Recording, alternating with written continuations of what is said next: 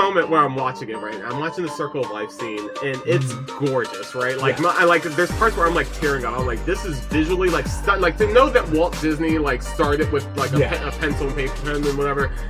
So I'm watching it, and then I'm just starting to think about like, oh, how much work the animators had to do, and like how much money went into this, and I'm like, isn't it kind of silly that we as humans like invested so much into what is essentially a lion baby shower? Well, one of my favorite bits about that was like, can you imagine having to wake up in the morning to go to your boss's your boss's baby reveal? Yeah. Like, can you imagine that? Like the gender reveal party, like the fact that like if aliens came down, they were like, why are you doing that to these cats that live over there? Like, they don't do this. It's so weird. It is really funny. Anyways, my whole thing is that we spent millions of dollars to see a movie that we've already seen before with the graphics updated, and Flint still doesn't have water. You know, well, when you put it like that, it's just like, did you guys not know how to prioritize? It was really important for us to see the updated animated features. Okay, as far as Flint, Jaden's working all day.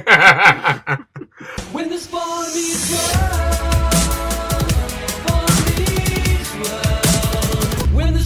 meets world. What up, bro? What up, bro? And welcome to Bruh Meets World. What is Bruh Meets World? Your Boy Meets World fan cast. Welcome to episode 48. I'm Siege. And I'm TC. How's it going, bruh? You know what, bruh? It's going pretty good. Pretty well. I have to say, I enjoyed this episode quite a bit. I actually did. This episode, like, I'm actually really excited to get into this episode because it brings up a lot of themes and things that I'm like, you know what? This is... Again, I kind of wish we had started with this episode. Yeah. Well, what I was thinking was that when we were talking about episode 301 last week, we were talking like, oh, they're kind of like seeds are being spread. And I feel like we're now kind of zooming in to these issues of Shawn and Turner and kind of seeing a little bit more depth to these things that we were hoping we'd see more of last week. So I'm excited to talk about it. Absolutely. Okay, so let's just get right into the Tell Me About It. Tell me about it. Tell me all about the show. This is season 3, episode 2, The Double Lie. Shawn stays with Corey's family after Jonathan tells him he'll be out of town for the weekend, despite the fact that Shawn has a hot date. In a B storyline, Eric owes Feeney a paper.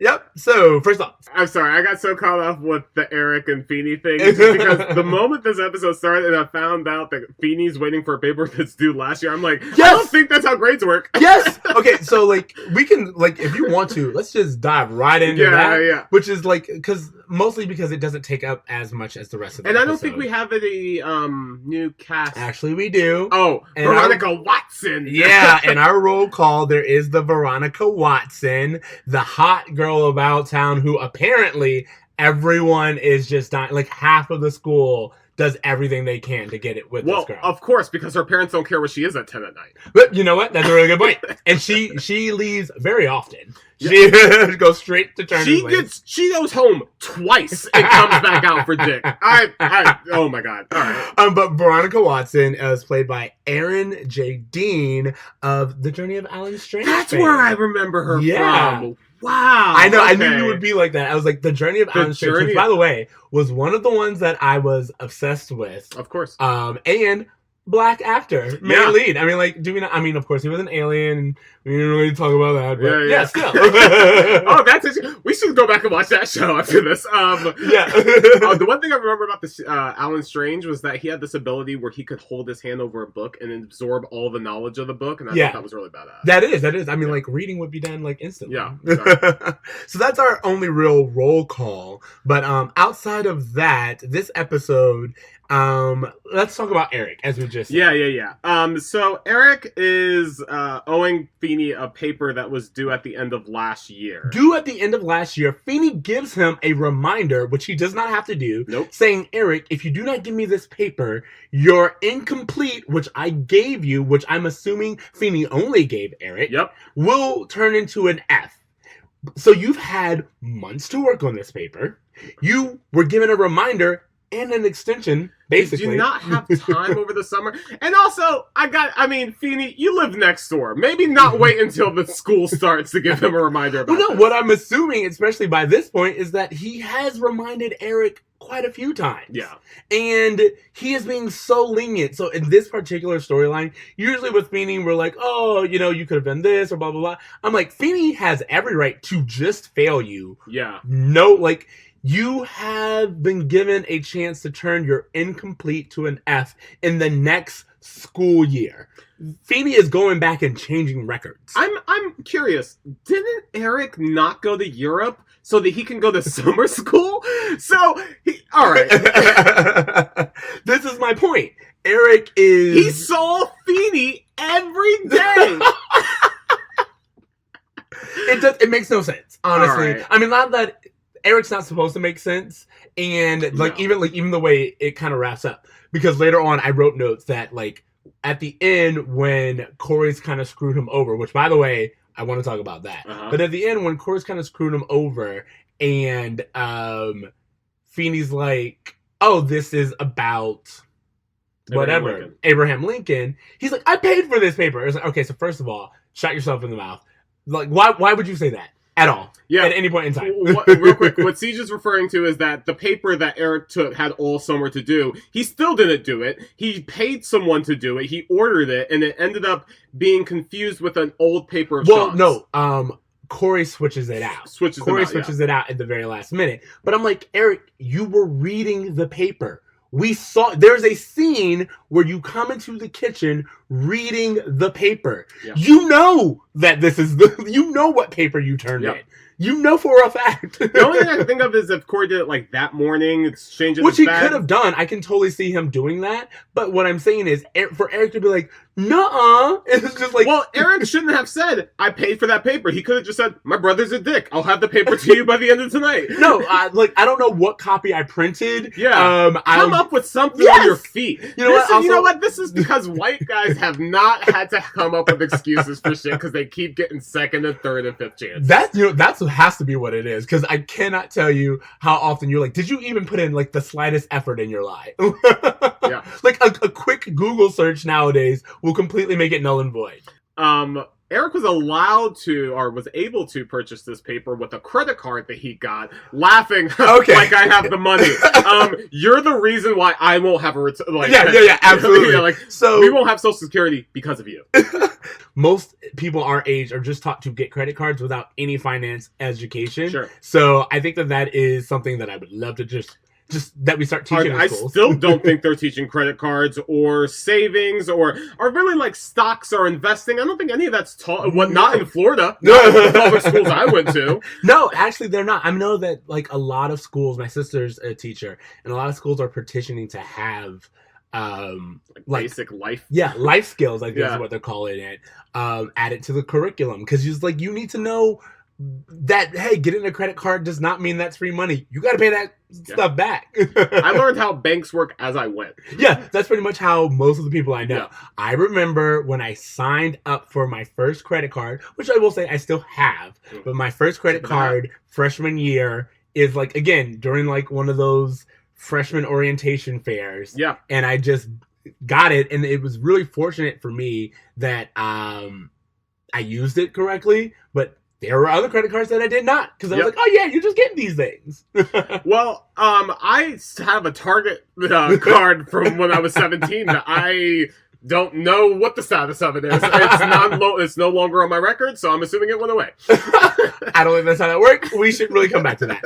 Okay, and then also, the thing with Eric's storyline that I thought was really funny is when Feeney comes over with the envelope, and I was like, oh, just the luck of having the thing that you are cheating mailed to your teacher accidentally. I literally thought he got caught, and then the fact that he wasn't, it was like, oh, cool. So, which is why when we saw him reading the paper later, I was like, well, at least he's reading it. He's just kind of leaning into his own arrogance. It really is just him shooting himself in the foot over and over again. Right. Is anything else about Eric before we move on to the Shawn storyline? No, I think I just wanted to hit on that because it's supposed to be the trope of Eric being stupid, but in reality, again, the other thing we want to hit up on this, Corey. And Corey doing that. Well, yeah. So this is Eric's grades. Yeah, this is not a childish prank. This is like, don't get me wrong, Eric deserves some kind of like messing with, but like change the font, like, you know, do like something. Yeah. do something. Leave the stick, like, I don't know, like just do something to his hair. Yeah. Do something to him that's going to affect him with girls. Don't do something that's going to keep him living in that room with you even longer. Have Corey. your parents catch him. Yeah. You know what I mean? Like that I can deal with. You had Eric turned in a paper and apparently got away with it, or would have gotten away with it, and you messed with his grades. Yeah. As his brother. That is his, literally, that F, because I'm assuming Feeney just gave him the F. But in all fairness, he deserved that damn F. I'm not saying that he didn't deserve that F. What I'm saying is you don't mess with someone's grades. It's like, again, I forgot what I was looking at something. It was like, you don't mess with someo's money. You know what I mean? Yeah, it's like, yeah. you just don't mess with someone's livelihood. I do wonder, like, because Feeney seems familiar with tests or essays by Gerard or whatever it is. I wonder if he would have got the report and had... Well, that's what I'm saying. Let Eric get caught on his own. Yeah. Just, you don't do it. Corey messing with Eric's grades really is not, that's a no-go for me. That's the only thing. No. I don't have siblings, but I do agree that's... Yeah, I mean, imagine you and Tyler have been really close for a year. Imagine Tyler and you pull pranks on each other. Imagine if Tyler pulled a prank on you by ratting you out that you cheated. Yeah. Or that, like, told my boss that I was cutting work or something like that. Something that's going to affect my livelihood. That's my one thing. It's like, it doesn't really matter if it stays within the circle and the damage that you're doing has no, like, lasting effects. Yeah. But it stops being a joke when it's, like, permanent record time. I wonder, is this a cultural thing? Because I feel like as people of color, we have learned that we need to protect our tribe. We need to protect our own. And that authority and that whatever, like, if a cop comes up and you guys were fighting, you're like, oh no, there was no problem, officer, you keep going. Like, that kind of thing we're taught to do culturally. And I wonder, because they don't have that, if that's, I mean, I'm probably overthinking this. I don't know. I know that I could be, like, fighting someone I hate. Yeah. And like me and my cousin drag out fight, right? Yeah. Like, just brutal fight. And if a cop were to come up, I would say we were just playing. Yeah. Well, like, we're just playing. Or, again, honestly, it's just that, for me, it's like what everyone used to call kid code. Yeah. You remember, it's like, code, totally. When you were, like, fighting and playing around or whatever, and the moment an adult comes in, everyone's just like, nah, man, it wasn't that serious. Yeah. Like, I remember I'm trying to sleep. I told y'all to be quiet in there. We were talking. Yeah, exactly. And you just cover for them because that's it. I don't know. Yeah. It just seemed way out of line. Okay, now let's get to the really big story, which is Shawn and Turner. Which, all right. By the way, Anthony Tyler Quinn, who plays Turner, this is noted to be his favorite episode. Was it not the one where he died from the motorcycle accident? No, funny enough, that's not his. By the way, spoiler alert, if you did not watch the series yet. Well, spoiler, I don't think he dies. I think he comes back in Girl Meets World. Yeah, he does come back in Girl Meets World. Yeah, he just disappeared. Anyways. All right. Shawn is fucking. Is he not? So I think, wait, here's the thing. I will say that it doesn't seem like Shawn is, because at no point in time, I'm just saying, at no point in time is it made to seem like he's run out of cold water. He's relaxing his lips. He's not fucking yet. He's just doing a lot of heavy petting. Every single time we run into him, there's no, like, indication that Shawn is having sex with this girl, but he is definitely, and I think the implication is every time we catch Shawn, it's just like, this is what it could lead to. You don't bring a 15-year-old girl back to your place. Well, okay, and here's kind of the reason why I was confused as to what Shawn's end game was with her, because obviously all the guys are after this girl, and, you know, he's like, oh, you know, I get your parents out of the house, I want to have her alone. Wouldn't it have been easier just to go to a movie if you were going to make out? Like, wouldn't it have been easier to just do anything else? Like, to be at home, to want to home alone, like, suggests that there are things happening that you would not want to do in the back of a movie theater. See, I don't know, because I remember in, like, high school, like, you just want to, like, you want to spend, like, unsupervised time. Like, there are other people around, but you're not necessarily fucking, you're just... you just wanna. I don't know. Be able to. Sean explore. makes out with this girl for hours, right? Yes. And then he's like, the date's over, and he's telling Corey, he's like, I'm just so fucking horny, bro. Like, I need to just. And Corey's like, calm down, take a cold shower. You're out of cold water. Like, I'm just hard. Yeah, but again, I feel like per this time and just per this age, at that point in time, they're not necessarily fucking. They're just literally. He's horny all the time. And at this point in time, he thinks the quickest solution to resolving this horniness is to just make out with it and have her rub on it a little bit. I don't know how much we can really blame Sean for this, because he has aged 4 years in the last 2 seasons since Turner correctly identified him as a 15-year-old boy in this episode. Started as 11 in season 1. What's happening? But also, I want to say that we bring up a few interesting dynamics with Sean, because one of the things that I realized is Sean being like, hey, when adults speak, my ears just start buzzing over. I hear that buzzing sound. Yeah. And I was like, actually, that makes sense. Think about Sean's family life. Most likely he heard a lot of yelling. Most likely a lot of people usually yell at Sean. So for Sean, if you're an adult and you're talking to him, he just tunes it out, because that's probably what he had to do for like a long time. And then you have the fact that what happened later on in the episode when Turner lies to him. Well, I didn't want to get to that just yet, because like the Turner lying to him and not understanding what that does to someone like Sean is just like even better. But basically, there's something about like making out with girls or like being home alone and stuff like this. I just think Sean has a different understanding about what's appropriate and boundaries. Turner says, you brought a girl back to the apartment alone. What were you thinking? And Sean says, look at her. You saw her. There's nothing to think about. Exactly. But remember, think about Chet. Just let's take a moment and think about Chet. Do you think Chet at any point in time discouraged Sean from having girls around? I don't think so. I'm saying that the line, look at her, there's not much to think about, is problematic. Oh, no, it is. Oh, this whole thing, the idea that these two boys are watching, they're literally predatorily watching her break up with someone, rooting it on. Mm-hmm. And then when it happens, he swoops in. She's like, I need a morning period. Can't do Friday. He goes, how about Saturday? Yep, he's on it. And then immediately, by the way, it's all an idea to him, because he's like, oh man, I would love to be there when that happens.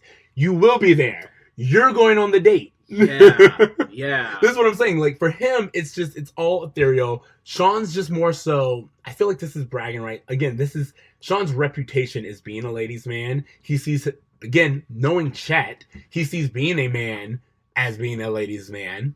And or do you think his constant wooing of women is his way of replacing his mother, his mother, or just affection that he's not getting anywhere else? Absolutely. I do think this is what I'm saying. I feel like for Sean, the goal is to keep up this ladies' man persona, because that's the one thing he's good at, and it's also to have these girls around and tell him that he's good at something.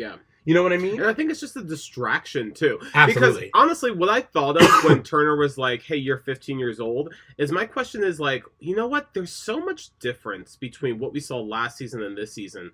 Maybe it's been a long time that Sean's been with Turner. Because Corey's like, oh yeah, me and Topanga, we have blockbuster nights all the time. You just started dating last episode. So it really makes me think about like maybe we're not meant to think of this as a chronological, like 1 year after the other. Maybe Sean's parents have actually been away for quite some time now. Here's the thing I will say, no matter if his parents has been gone, first of all, we're in the middle of the school year. They left before the end of last school year. Yeah. So we know, bare minimum, it's been 4 months. Yeah. Well, no, I mean, the last episode was the first day of school. Remember? Because I meant like the last episode in Home. Oh, yeah. Is like they're ending the school year. Yeah. Remember? Yeah. Because of Eric. We know that was around the end of the school year last year. So, bare minimum, it's been all of summer, because it's now the first day of school. It's been at least 3 months. Yeah. At least. And they've been gone. And at that age, at 16... 3 months of living with someone who's not your parents, and none of your blood relatives, that's a long ass time. This isn't 2 weeks. Sure. This has been months of living with other people. And I feel like We know Turner is a ladies' man. We see it all the time. I feel like Shawn just is always being like, this is my version of being successful. I'm not a smart dude. Yeah. I'm not gonna follow in the steps of Chorus, but you know what I can do? I'm a good kisser. Ladies love me. I'm gonna get this holy grail of a female, which again, problematic, but that's his goal. Sure. Just jumping off with something you said there, you were like, he acknowledges that he, like, this is his strength and that he's not really head smart or whatever. There's a line that Shawn says where he sounds exactly like Joey Tribbiani. So much so that I was like, wow, are they trying to recreate Joey's persona through Shawn? Because the two of them are very similar in the fact that we're ladies' men who are really dim-witted. Yeah. And Shawn says to Turner, he's like, does that tuxedo, does it come in tuxedo? And for whatever reason, that sounded like such a Friends line that I couldn't help but to see the similarities between Friends these two has characters. been out by this point in time, but I think it's more so they're just sitcom tropes. Well, the cast has even said that the popularity of Friends directly influenced the show, which is why we had older cast members come in, which is why, like, especially once the romantic stuff started happening, like, they really tried to push to have more of the Friends vibe because it was such a popular show. I mean, yeah, and to go back with it, this episode we get more of the family, but the intro reminds us that right now, Boy Meets World is Boys Meet World. Yeah. We're talking about Eric, we're talking about Shawn, we're talking about Corey. I also, again, we are getting to this place where Corey kind of takes the back seat. Yeah. To really let Shawn's character shine, and I really like that. I kind of feel like any other, like, if this had been season 1 or 2, we'd hear about the consequences of Corey lying to Shawn. Yeah. But now it's like, no, this is a Shawn-centric I episode. really liked that Corey not only wasn't really involved with Shawn's predicament, he wasn't trying to save him either. Yeah. And like in the previous seasons, like anytime Corey was involved in helping Shawn, he's trying to like steer him the right direction, as if Corey's this great moral barometer in the series, which he is not at all. And we like, see he's when he does left Eric. and right. Yeah. So like I'm really just grateful that they don't have him just kind of trying to coach Shawn into something that he knows nothing about. Because every time Corey's trying to make Shawn feel better about not having a family, Corey, you have no idea what that feels like. Two things that are really important about that. One, I do like how Corey was like, for once, I honestly don't know. Yeah. he's like, I can say with a straight face, I do not know where he is. Yeah. So there's that. And then also, let's talk about Corey's plan with his parents. Because canceling the reservation was stupid. You pushed the reservation. Like, if you want them to be out, Yes. change it from an 8:30 to a 9:30. Hey, we have your reservation. It's at 9:30. Oh, we'll wait. Why? Because adults will wait for a reservation. Yeah. They'll have an argument about whether or not, I could have sworn I was for 8:30. No, he says it's for 9, yada, yada, yada. That's what you would do at that Yeah. time. You cancel it. Your whole plan, I was like, that was a risky move in general. They could just come home. Yeah. That was the moment Amy showed up, which of course is a sitcom, we knew would happen. I was like, yeah, because when a reservation is canceled, especially if you didn't really want to anyway, you're like, oh, yeah, let's just go home. Also, I don't think Corey anticipated Saturday night being the sexiest night of the year. Everyone Everybody is fucks. fucking on this night. I have that Turner, note. fucking. Amy and Alan, fucking. Feeney, fucking. Shawn, he can't help himself. It's in the air.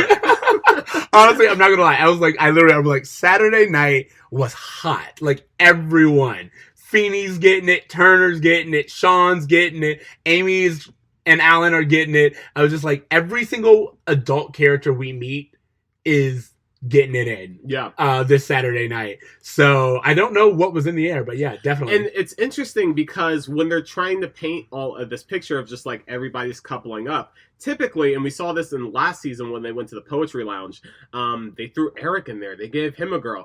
But it's interesting to me that the more we focus on Eric and his school and his intelligence and all these things he was trying to accomplish, the less we get of girls. His whole first season was girls. And I don't know that I can remember there, other than a few circumstances in the next few seasons where he has a girlfriend. So it's just really interesting that it became the thing that was his entire existence, and now he doesn't even talk about going on dates, really. I mean, actually, it's really funny because it would be interesting, and usually, again, season 1 or season 2, if Eric didn't do that paper, it would have been like, oh, I had a date with Yeah. Veronica Watson Sure, or sure, whatever. sure. Or it's like, oh, you expected me to give up this date or this girl or this chance or whatever.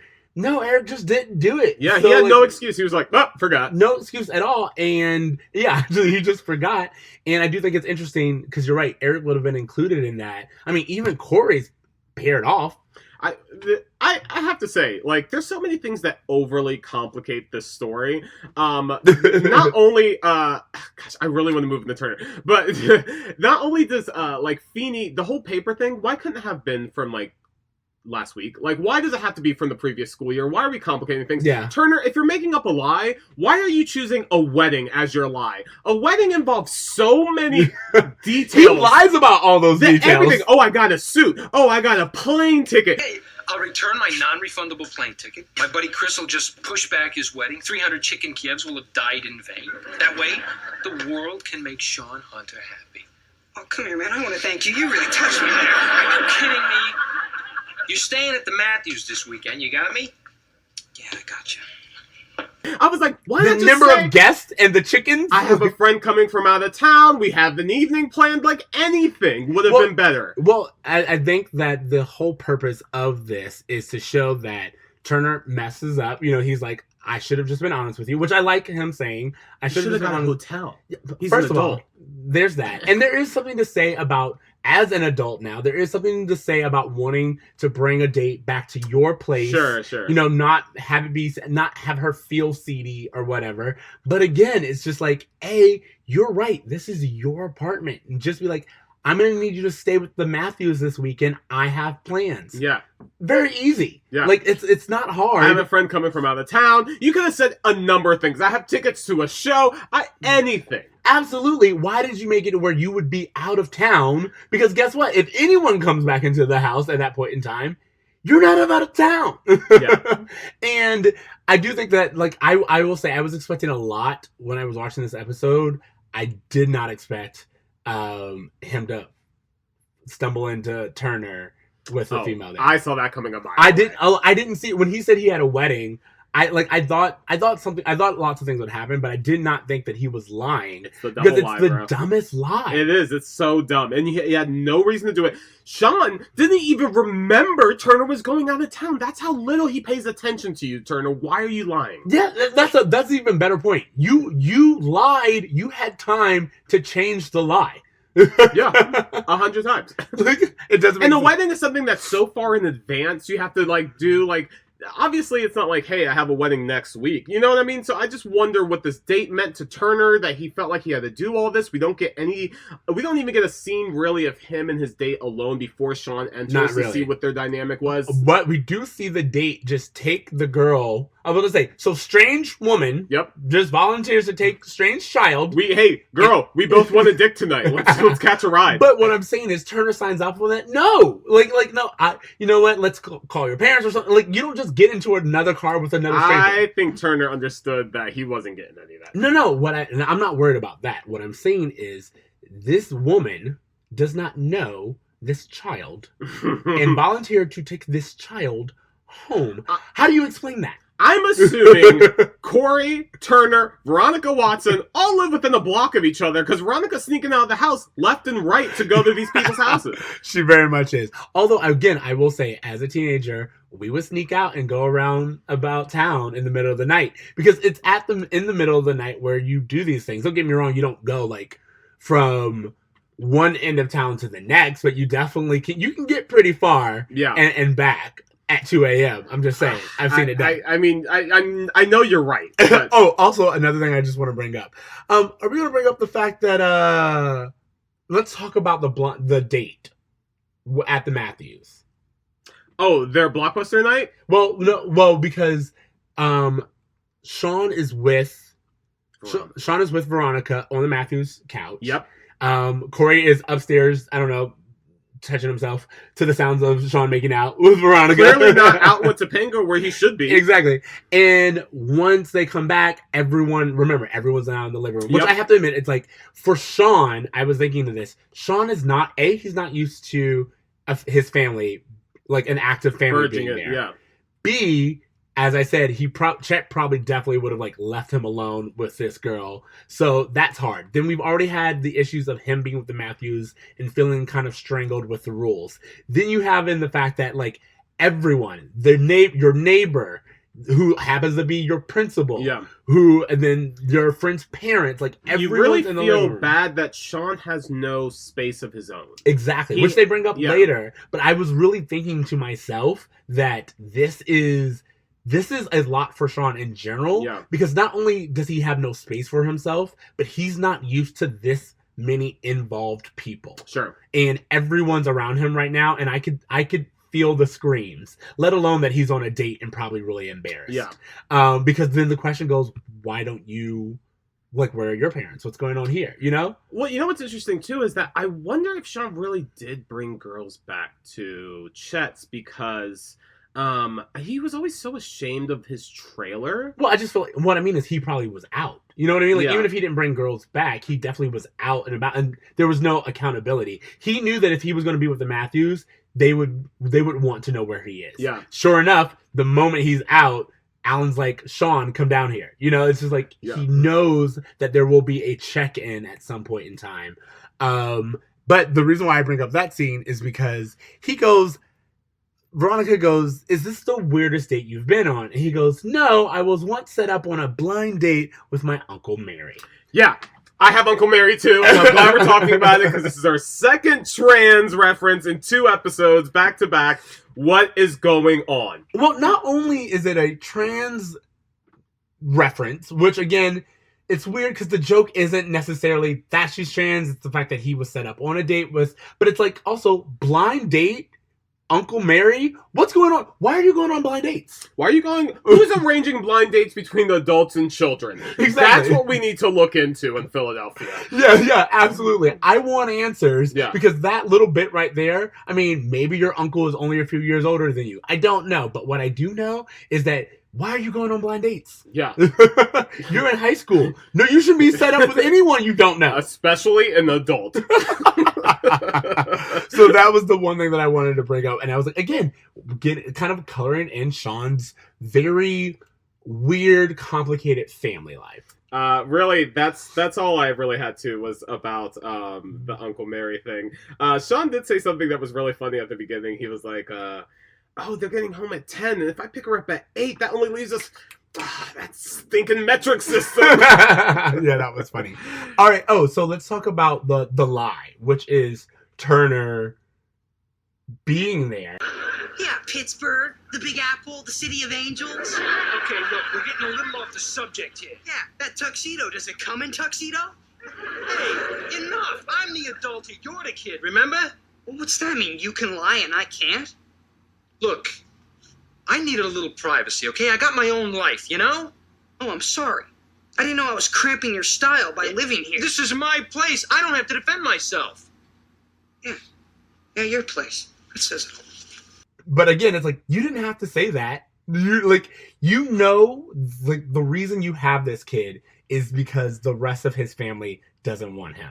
So you honestly can't say things like, this is my house, you're here all the time. Yeah. You can't say that at all. And it's one of those moments where I felt like I understood why so many of like my girlfriends had crushes on Shawn, because not only is he like this genuinely like just like sweet kid, but he is constantly being abandoned. He really is just like this sad puppy that no one is like, he's being passed around from house to house. And you know, I feel like all the behavior I see from Shawn, I'm able to excuse because I understand that there's something provoking it. Absolutely. In a way that I can't excuse with Corey. In a way that I can't excuse with Eric because they have no excuse. Absolutely. And that's what I'm saying. Like, looking at this now, you see Shawn for what he is, which is an abandoned child who has no real... He doesn't really have guardians. His guardian is his teacher, his hot young teacher who he knows is impressionable, who he knows is in over his head. Yeah. And like, I feel like even when he comes back later, you realize he did so because he was like, in all honesty, I don't really have anywhere else to go. Sad. And Turner was trying his best. I mean, we know now that when Shawn stormed out, he was just going right back to Veronica's house. Which I assumed he did. In the midst of the whole blow up, he's still thinking Dick first. Of course, he's a teenager. Oh my god. Because that's the thing when I wanted to talk about when Turner goes to the Matthews. Because we get something here which I thought was really interesting. We get Alan's wisdom. Yeah. But Alan, we already know that like his family, Corey's family is a good family, and they're trying our best. But Alan really does take a moment and realize, all right, Amy's here. He doesn't shoot Turner out. He tries to do that before when Alan comes over and he's like, hey, leave. I don't oh, you're supposed to be out of town? Don't care. Leave. But the moment he realizes that this has to deal with Shawn, and Shawn's missing, and yada, yada, yada, he takes a moment, sits down, and has a conversation with him. Alan, what the heck was I thinking when I asked Shawn to come live with me? I'm a single guy. I'm not ready to be a parent yet. Hey, I got 3 kids, and I'm still not ready. Jonathan, I seen you with Shawn. You're great with him. That wasn't so great an hour ago. So, you made a mistake. You didn't break him in half. Don't be so hard on yourself. You're only human. Why do I feel so stupid? Well, welcome to the Parent Club. Alan Matthews, member since 1978. I thought that was a really good moment because he talks about this this moment where he lost Eric as a kid, and they explained that Eric was on a ride for 6 hours straight, which is why I'm guessing he is as dunce as he is. That's what they try to make it out to be. Yeah, they're like, because later on when that's the scene where we see him reading the Manhattan Project paper. Where he was like, this isn't even in New York. Yeah, just call it the New Mexico Project. Yeah, I remember that. But no, for me, I liked that episode because we give Alan something to do. We're not just showing Alan for no reason. We are actually giving him something to do. And he honestly has a conversation that I was like, we don't really have a lot of adoption storylines, and especially in children's shows. And this is kind of like, hey, you're gonna mess up. He says you're human. Give yourself a break. Which, I mean, as we're older, I think is important, but it is kind of important for kids to watch and see. That is interesting because I feel like up until this point, the only time we saw adoption when it was by millionaires for young black men. Absolutely, yeah. So it is interesting just to see a different approach to adoption in the adoption process, because I don't necessarily know if he ever legally adopts him. I think he just becomes a legal guardian. Yeah, I think he's just his guardian. But still, what the fact that Alan's like, look, you can't do stuff like this. Like, sorry, dude. Like, part of being a guardian is you have to own up and just be honest with him and talk to him. Yeah. And then B, you're going to mess up. You're not going to get it right out of the gate because no one does. Sure. And that's something that anyone who is a parent will tell you. Like, that's something that we're kind of constantly hit over the head when it comes to parenting. But to see it done with someone who's not an actual parent, they're a guardian. I think is really interesting. Well, I really like too that Alan was like, dude, I'm years into this and I'm still winging it out. Yeah, I'm still winging it. Like, no one knows what they're doing. We're all just faking it until we get it right. So. And yeah, again, that's really good. So I want to give Alan that credit. And then the conversation back at Turner's apartment where so I want to say something. Veronica's hearing all of this. All of this. And that's because I knew that she was behind the couch. So I was really listening to this conversation from her perspective, and I'm like, is this not weird for her? Is she not thinking, what am I doing here? Is she not thinking I should have just stayed at home? Is she not thinking I should have gone up with someone else? She's just quietly back there and ready to just pounce on Shawn whenever she gets the okay. So I'm happy that I didn't know she was behind the couch because I hadn't seen this in forever. But I will say that the scene where Shawn and Turner high five and like they just keep holding hands and there's like this weird look. I'm like, well, I'm like, what is how are you once you in this episode? And it got really weird because he was like, it's your move. And so I was like, what? What? Yeah. I was like, what? Are you gonna kiss? What's happening? That's what I'm saying. I was just like, there was tension. There was sexual tension. When he was like, "It's your move," I was like, "What? What did I miss? What is going on here? Yeah. How is this show going to end this episode?" It's a weird thing for him to say. Even if he knew that Veronica, like if he figured it out, I wouldn't. If I were him, I would never say, "What's your move?" Like the next thing I would say, But like any other TV show would be like, hey, Veronica, done crouching, or like you tired of like acknowledging her presence. But the idea of like just holding onto his hand, looking him deeply in the eye, being like, that could have gone really wrong. This is flashbacks from his blind date, I'm sure. Exactly. But no, I like what he says, which is that, look, we both messed up. Yeah. We'll both do better next time. Yeah. And he's like, he gives him a break. And when he says, he's like, Shawn says something along the lines of, oh, what are you going to kick me out now? Yeah. And Turner's like, look, dude, we made mistakes. That doesn't mean everyone has to run off. And I was like, Shawn doesn't know that. No, he doesn't. And I mean, I like that you're there to teach him this, but you also have to think about it. Shawn doesn't know that. All right. The scene where Corey's like, Corey's and Shawn are in Corey's room, and they're like, oh, I can't go out the back window because your parents are making out. And Corey's like, well, they're in the back, so go out the front door. And Shawn's like, the front door? That's just crazy enough to work. I was just like, dude, this kid knows nothing but living off the grid. Like, he really has no idea how to normally function. Going out the front door is just like a what? That's so crazy. Absolutely. And that's one of the things. Another, hold on. He says something. He goes, do you ever feel like the walls are closing in? Yeah. And you have nowhere to go? And I was like, first of all, this is a great moment. And like, as an adult who has his own place, I can relate to this. So I cannot imagine how great this is to see in a kid's show where you are relating that not only is that normal to feel, but hey, we'll both work on giving each other space. Do you ever feel like the walls are caving in, you got no place to go? That sounds like an indie rock lyric. It absolutely does. Yeah, I love it. Carole King? Yeah. Go for it. Anything else? You know what? No, I mean, I thought this was an improvement over last week's episode. For Absolutely. Sure. Yeah. Even though we didn't get any Topanga or Brittany Murphy. Or the Bechdel cast. I mean, other than... Actually, No, because she offers to take her home. She doesn't even look at her. No, she does. She offers to take her home. And, well, no, sorry. Because I remember Turner says something like, this is bad. And Turner says this is bad. Shawn says this is bad.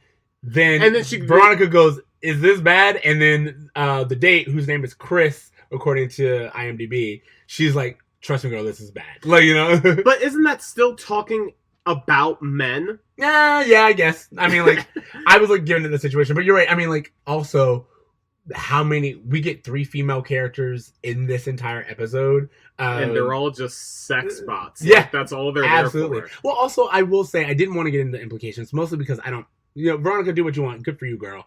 But, like, the idea that, like, Veronica is only there to be, like, she literally comes up to Shawn mid-class and just, like, Saturday night, gonna bone your brains out. You know what I mean? It's just like, make it work in front of Turner, by the way. Yeah. She's so horny, she can't contain it in front of her teacher. It's not even like we see a scene of her like giggling with her friends, like showing that she's excited for like the date, that she maybe likes Shawn. No, it's just like, dude, I'm gonna get laid. Like, and honestly, I know that I keep saying that jokingly, but there is something about this episode specifically that if you're watching this, I'm telling you, please write me if you agree or disagree, but there's a vibe about this episode that leads me to think Shawn wanted to do a little bit more than use his lips for kissing. See, I'm going to stick with the fact that in the context, in paper, it doesn't seem like Shawn wants to do anything more. But I will say, everyone else in the episode is. So, maybe I'm just being optimistic. I don't think you take cold showers for lips. I didn't say you did. I said, but I also remember being a teenager and not having sex, but still being very horny all the time. So I feel like right now, he's just racking up stuff for a spank bank. Which, by the way, I just want to say, I've never thought about it until just now. But Shawn is a teenage boy who lives with a single man. Yep. That place smells like jizz all the time. Oh, 100%. And, like, I don't know if there was, like, an equivalent to Axe body spray in 95, but, yeah, definitely. Yeah. I did look it up. A 15-year-old is typically a sophomore in high school. So, just to let you know, we started in 6th grade.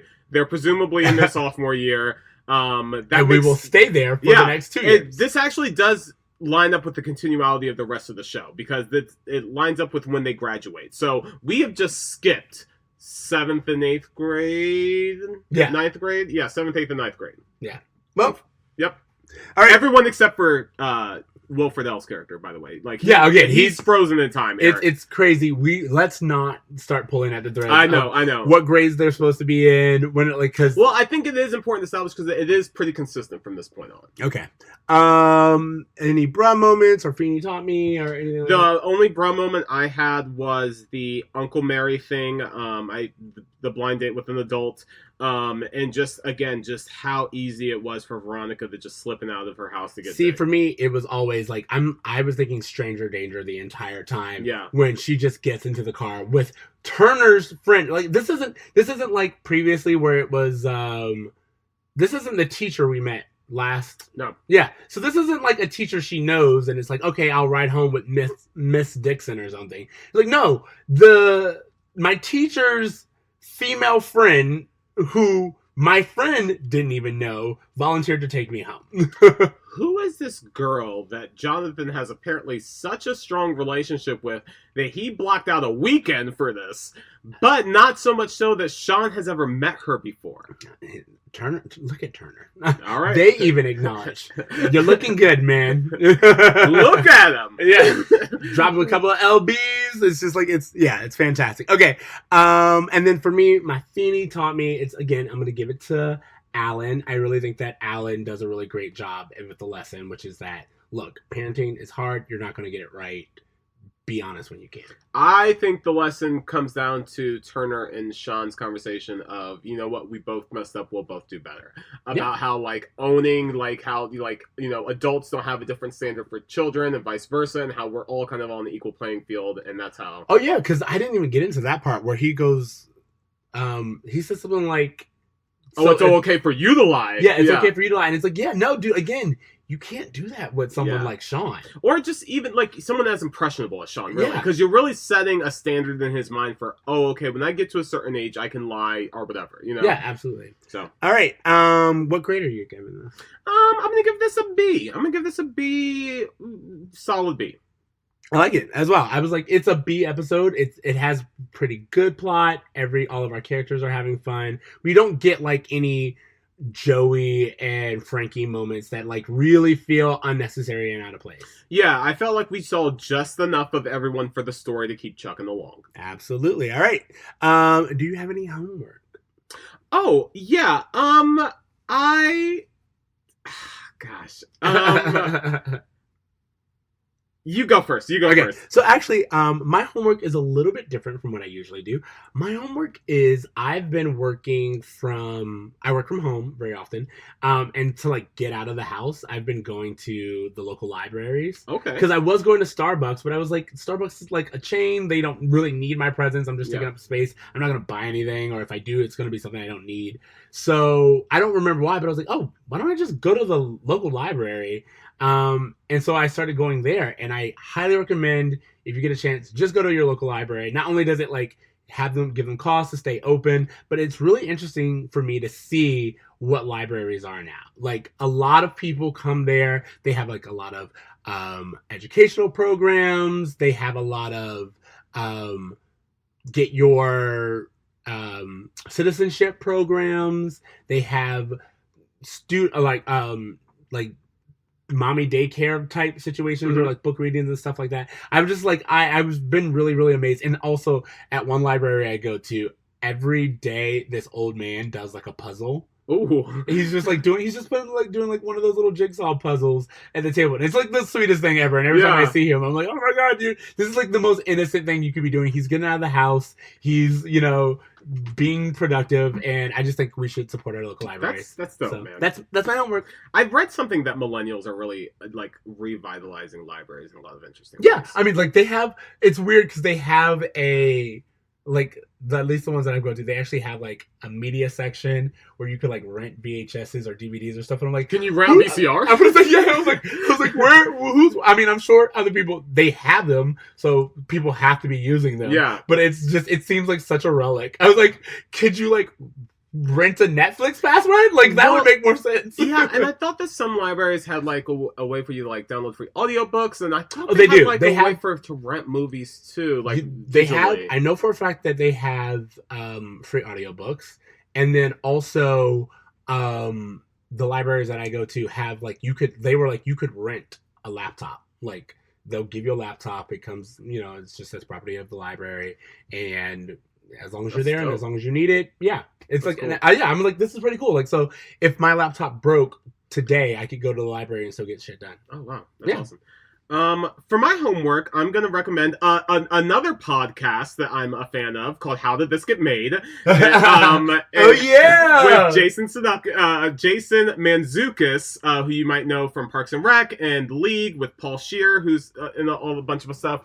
I tell you he's my celebrity crush. Paul Scheer? No, not Jason Mantzoukas? Yes, it's like I feel really bad about it. He's like one where like I feel like I need to shower afterwards, but there's just something about him that is like I'm kind of interested. Every show I see him in, he pops up. I just get happy because his characters are always hilarious. Okay. But yeah, they watch like intentional worst movies ever. Obviously not something that we do on our movie podcast. We try to find stuff that's a little bit more like, I kind of like it. I don't know how I feel about it. But they watch very, very bad movies, which I'm a fan of, actually. And if you listen to their newest episode on Nicolas Cage's Deadfall, you might hear me rapping at the end of it, just saying. Yes, you did. I saw that, and I was like, go team. So yeah, why don't you check out How Did This Get Made? Because it's a great podcast. Okay. Anything else? Or are you ready to wrap? Yeah, let's wrap it up like a present. Okay, so that is our episode. Thank you for listening to Bruh Meets World. Remember, you can find us on all of the places. Leave us a rating. Make sure you give us feedback. We always appreciate it. Make sure you can contact us at Bruh Meets World or email us at bruhmeetsworld@gmail.com.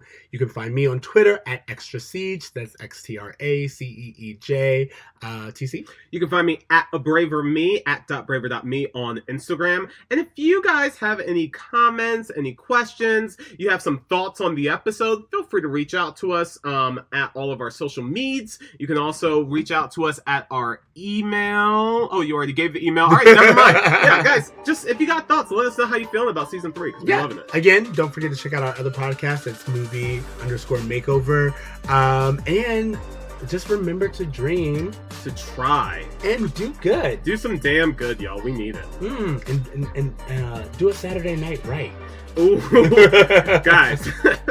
Feeney's dentist. Yeah. Ooh. Yo, you know he was getting his mouth clean. Later, bruh. Later, bruh.